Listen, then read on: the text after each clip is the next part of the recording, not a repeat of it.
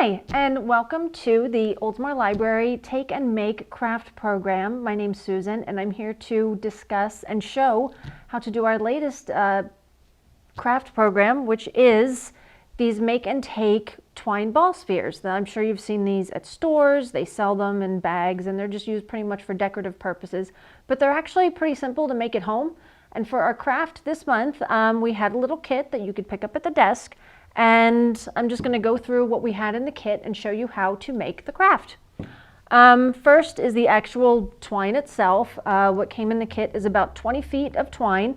This was just craft twine that you can buy anywhere, and it comes on a roll that, well, before I started making the kits was much bigger than this, but this is what it looks like. You don't have to use this size twine. This kind comes in all different sizes. If you like, you can use thicker, you can use thinner, but this is what we had in our craft kit, so that's what we're going to be used to make our twine balls today.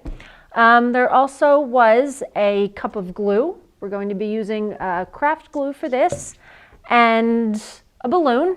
It probably came with an unblown up balloon. I have one blown up already because no one wants to sit here and watch me try and blow up a balloon for 10 minutes. So we have our balloon, and then there's also a fork that came into your craft kit, so you're probably wondering why there's a fork. It's not the cleanest craft, it's a little bit messy, so the fork is just to try to help make things a little neater when we're getting the glue all over our string. You'll see how we use it later.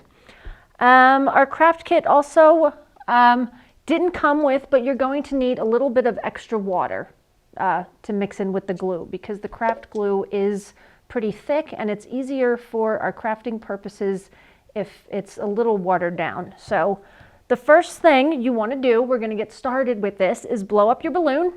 You got several little balloons in your kit. They're kind of hard because they're so tiny to blow up, so you want to stretch it out a bit and blow it up. Blow it up fully, or as large as you can get it, to kind of stretch out all of the latex a little bit, and then let the air out.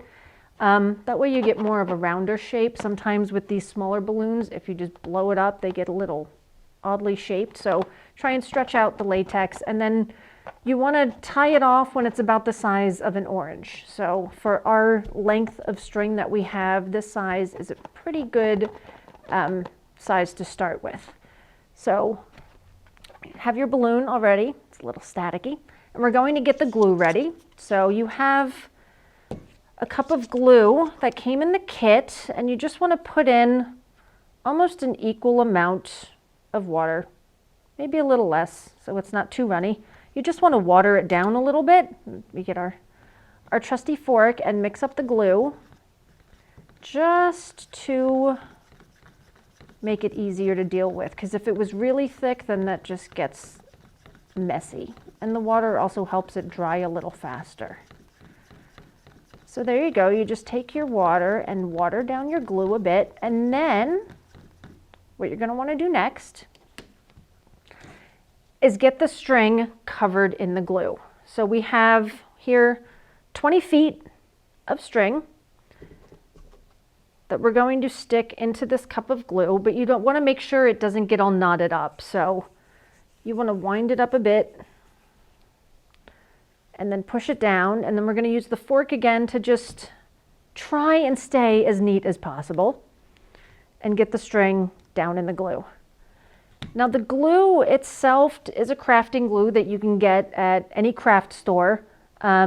It's different than the school glue. I've never tried this craft with any type of school glue that's a little runnier than this, but you can try that too if you want. You might want to, if you like this craft, you might want to try you know, different size string. You can use yarn, experiment with different types of glue. But I found that this is the easiest to work with when you're just learning this craft, because it's not, when you're first starting doing this craft, it's not the easiest thing to do. It gets a lot better with practice. So I'm doing this now. I've probably made about 10 or so of these, and the first ones I made did not turn out all that well. So hopefully my practice will help a little bit today and some of the things I've learned about. So we've got our string. You want to make sure not to lose the end of it, or else then you're going to have a problem when you get started. So we've got our glue firmly into the, or we got our string in the glue, sorry. So it's all ready to get started. You want to start pulling out some of it. Like I said, you want to make sure that you have something on your tabletop so that it doesn't make a huge mess. And you're going to want to start wrapping the string around the balloon. You want to start up here where your knot is and just put the end of the string by the knot and hold it down. And then you just want to start wrapping the string around the balloon, making sure to be somewhat even. So we're wrapping and wrapping and wrapping our string and trying to squeeze some of the glue off as we go, because now that the string is pretty much soaked in glue, that's all we really need. We don't need any extra.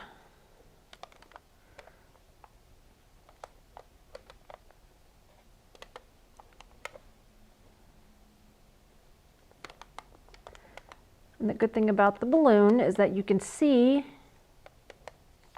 where the big empty spaces are and where you need to fill in.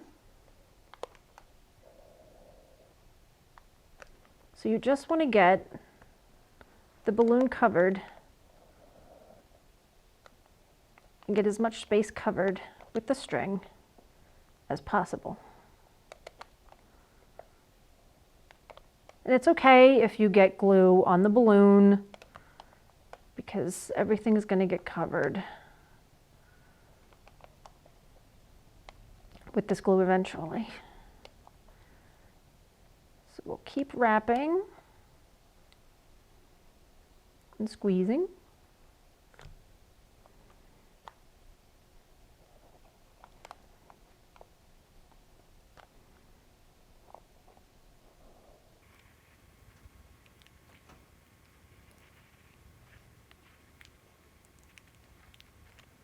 Almost done.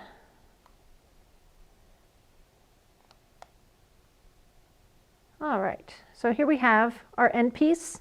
And to finish it off, just wherever it ends up, just kind of tuck the string in under another piece of string. It doesn't have to be perfect, it's fine.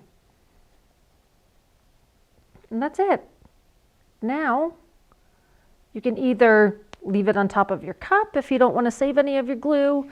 You can just leave it there to dry, or if you have any extra string, a good way to help let it dry is just to tie another piece of string to the knot in the balloon and hang this somewhere to give it some time to dry, but it's going to take about 24 hours for it to dry fully. The string's going to get nice and hard, and you're going to have some glue on the balloon, and what it's going to look like, I have an example here. After it dries, it's going to look something like this.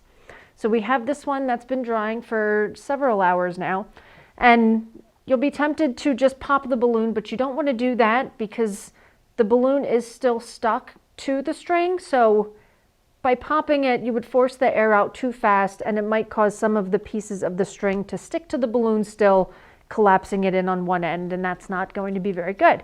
But a good way to help get the string off of the balloon is to take your trusty fork again, or anything else, like a pencil eraser or something, and just start poking at different areas in here. Okay, can we, Okay, so that's what happens when it's not dry enough and it pops too hard and you end up with something like this, which is not what we wanted. But anyway, let's pretend that we have a nice finished one here. You're going to take the,